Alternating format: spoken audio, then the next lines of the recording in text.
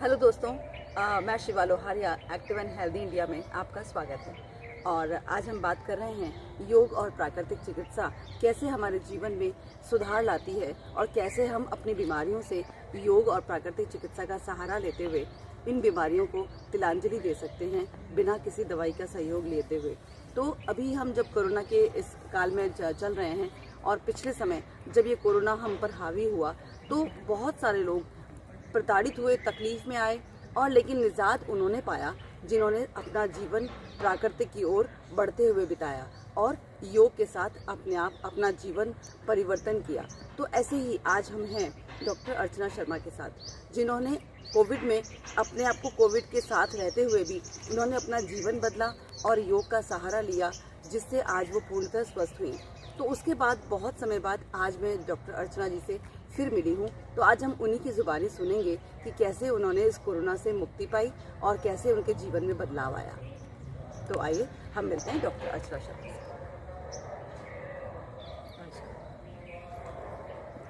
ठीक है शिवाजी, आपने बिल्कुल सही फरमाया। कोरोना काल एक ऐसा अवसर था, अवसर इसलिए मैं कहती हूँ क्योंकि वो चुनौती भरा एक दौर था और उस दौरान सबने अनुभव किया कि घर में कन्फाइन होने के बाद बहुत सारी विसंगतियाँ उनके जीवन में आ गई। और उस दौरान मुझे भी एक समस्या का सामना करना पड़ा और समस्या ऐसी थी जिसको लेकर के हो सकता है एक बार की किसी को इस तरह की कोई बीमारी की डायग्नोसिस हो तो वो अवसाद में आ जाए, और वो थी डायबिटीज़। जब मुझे डायबिटीज़ के बारे में मेरी जानकारी मुझे मिली, जब मेरा टेस्ट हुआ, तो उसके साथ साथ मुझे तोहफा हाइपरटेंशन का भी मिला, क्योंकि जिस स्टेज पर मेरी डायबिटीज़ की जानकारी मुझे मिली तो डॉक्टर्स के अनुसार वो इंसुलिन अपने आप को एडमिनिस्टर करने की स्थिति थी। परंतु थोड़ा सा मनोबल मैंने अपना ऊंचा रखा और घर में एक चिकित्सक होने के कारण मजबूरी सी हो गई थी कि रोज़ ग्लूकोमीटर से उसको टेस्ट करो और अपने कितना डायबिटीज़ है, कितना ब्लड शुगर है, उसके बारे में आपको एक मॉनिटरिंग की एक दरकार हो गई थी। लेकिन इस दौरान आप जैसे सभी लोगों से भी मेरी मुलाकात हुई। चूँकि आपको मैं पहले से जानती हूँ और मुझे पता है नेचुरोपैथी और योग के प्रति आपकी आसक्ति है, तो आपने भी मेरा मनोबल बढ़ाया। इसके साथ कुछ ऐसे लोग और भी थे जिनके बारे में मैंने जानकारी प्राप्त की और उन लोगों का भी ये मानना था कि लाइफस्टाइल डिजीज़ है, और जब 40 के बाद ये डिजीज़ होता है तो इसका तात्पर्य ये है कि ये जेनेटिक तो हो सकता है, यानी आपको अपने परिवार से मिल सकता है, अपने माता पिता से, लेकिन ये असाध्य नहीं, इसको रिवर्स किया जा सकता है। पर जब आपका HbA1c 10.4 आ जाए तब लोग इसको नहीं मानते कि ये रिवर्सिबल हो सकता है या ये कंट्रोल किया जा सकता है। परंतु जब मैंने योग को अपनाया, इसके साथ नेचुरल या प्राकृतिक जो स्थितियाँ उनके प्रति अपनी रुचि व्यक्त की या मैंने आहार विहार में परिवर्तन किया, तो आप विस्मित हो जाएंगे कि आपकी और मेरी मुलाकात के दौरान ये 6 महीने का अंतराल है और इस दौरान मेरा जो ब्लड शुगर लेवल है बिल्कुल प्री डायबिटिक स्टेज पर आ चुका है। और यूँ कह सकते हैं कि अब डायबिटीज़ जैसी चीज़ मुझे महसूस नहीं होती है।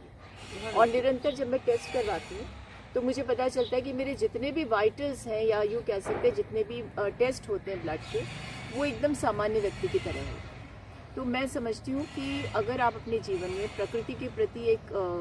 रुचि उत्पन्न करेंगे, प्राकृतिक आहार विहार अपनाएंगे, योग को अपनाएंगे या फिर अपनी लाइफस्टाइल को सुचारू करेंगे, तो निश्चित रूप से इस डायबिटीज़, हाइपरटेंशन, ओबेसिटी जैसी जो बीमारियां जिनको कोविड में कहा जाता था कि कोमॉर्बिडिटीज़ जो है उसके लोगों को ज़्यादा चिंता करने की ज़रूरत है, क्योंकि वो ज़्यादा संक्रमित होते हैं और ये उनके लिए असाध्य हो गया था कोविड। परंतु उस दौरान यूँ कह सकते हैं प्राकृतिक चिकित्सा पद्धति जिसे नेचुरोपैथी कहते हैं,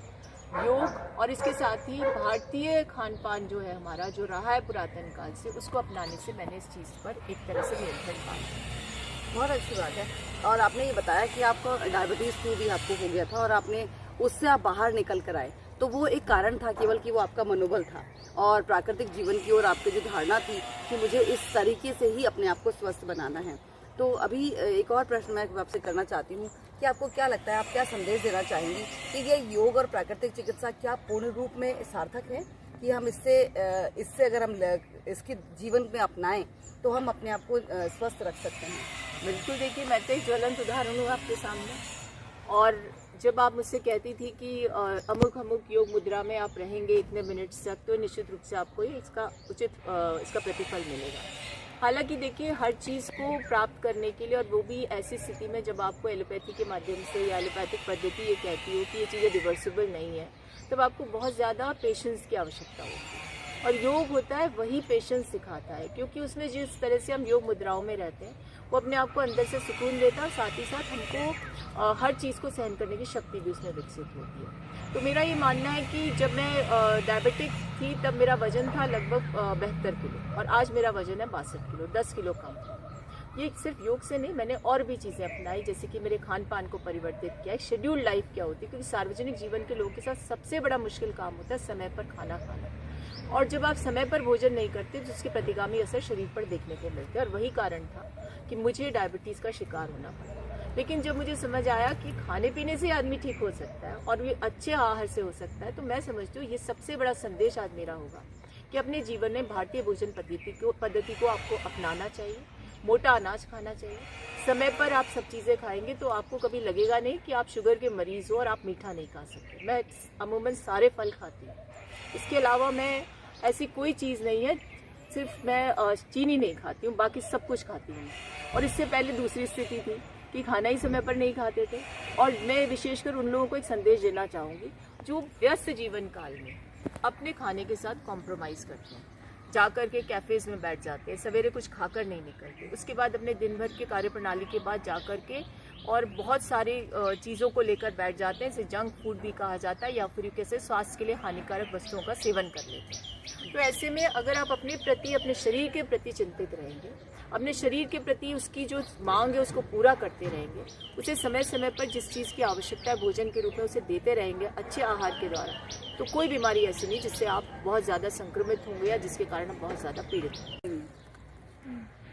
जब हमें नहीं काटते तब आपको काटते। तो हमने पिछली बार देखा कि हमने पिछले एक समय हमने योगा किया, पूरा 1 महीना हम साथ में हमने किया। उस दौरान जो आपने किया उसके बाद में तो हम मिल नहीं पाए, पर उसके बाद भी आपने लगातार जारी रखा, ये बहुत अच्छी बात है। तो आपने कौन कौन सी क्रियाएं लगातार की जिनसे आपको स्वास्थ्य लाभ हुआ? आपको भी शुरू में शंका थी कि शायद मैं ये चीज़ें कंटिन्यू नहीं कर पाऊँगी, लेकिन इच्छा शक्ति होती है तो निश्चित रूप से सारी चीज़ों को हम संपन्न कर पाते हैं। जब आपने मुझे योग सिखाया था तो बहुत सी क्रियाएं आपने सिखाई थी और उसका तात्पर्य ये था कि जो मैं कर सकूं उसको मुझे अपनाना चाहिए। तो मैं अनुलोम विलोम करती हूँ, नाड़ी शोधन करती हूँ, कपालभाति को मैंने अपनाया और इससे भ्रस्त्रिका को भी मैं करती हूँ। उसके अलावा अपने श्वास को रोकने की जो क्रिया होती है उसको भी मैं कुंभर क्रिया, बिल्कुल उसको भी मैं करती हूँ और मुझे लगता है वो सबसे रिलैक्सिंग एक्सरसाइज है। और डायबिटीज़ में स्ट्रेस का बहुत बड़ा महत्व है, या कहते हैं कारण होती है डायबिटीज़ का, तो स्ट्रेस रिमूव करने के लिए योग का बहुत बड़ा महत्व है और उसको अपनाने से मुझे फ़ायदा है। अभी जो नए बच्चे आ रहे हैं उनको आप क्या संदेश देना चाहेंगी कि वो योग के लिए ही क्यों आगे बढ़ें, या उनके लिए उनका योग के जीवन में आना क्यों सार्थक होगा, वो आप उनको क्या संदेश देना चाहेंगे? ऐसा कुछ, ये योग भारतीय पुरातन पद्धति है और योग को पहले कहा जाता था कि आम आदमी के बस की बात नहीं, ऋषि मुनियों के द्वारा ही इसको किया जाता है या उनके जीवन शैली का हिस्सा है। लेकिन जो ऋषि मुनि इन चीज़ों को अपनाते थे उनके लिए उनसे हम अगर सीखें तो हमें सबसे बड़ी चीज़ ये देखने को मिलेगी कि उन्होंने अपने जीवन को एक अनुशासित जीवन के रूप में जिया और योग उसमें अनुशासन विकसित करने का सबसे बड़ा माध्यम है। युवा पीढ़ी जो है वो सबसे ज़्यादा स्ट्रेस में रहती है, कंपटीशन बहुत ज़्यादा है। अगर वो योग कर लें, क्योंकि मैंने बड़े बड़े जो बिजनेस पर्सनस हैं उनके इंटरव्यूज़ देखे, उनसे बात की, तो वो ये कहते हैं कि सवेरे चंद मिनटों का योग उन्हें पूरे दिन भर की ताजगी से भर देता है। रात भर नींद नहीं आती अगर कहीं चले जाते हैं, लेकिन अगर वर्कआउट करते हैं तो निश्चित रूप से अपनी सारे कामों को अंजाम देने में क्षमता विकसित हो जाती है। तो मेरा कहने का तात्पर्य है कि युवा पीढ़ी को जहाँ बहुत सारी प्रतिस्पर्धा के दौर से गुजरना पड़ रहा है, वहाँ योग पद्धति, प्राकृतिक चिकित्सा और भारतीय खान पान को अपनाने से बहुत बड़ा फ़ायदा होगा और वो निश्चित रूप से अपने जीवन में बहुत सारे परिवर्तनों का अनुभव करेंगे और शारीरिक रूप से उनकी जो क्षमता है वो निश्चित रूप से बढ़ी रहेगी। बहुत बहुत धन्यवाद। डॉक्टर अर्चना जी ने बताया कि युवा पीढ़ी को इस क्षेत्र में आने के लिए वाकई अपना ध्यान रखना होगा, और ये ध्यान क्यों रखना होगा कि युवा पीढ़ी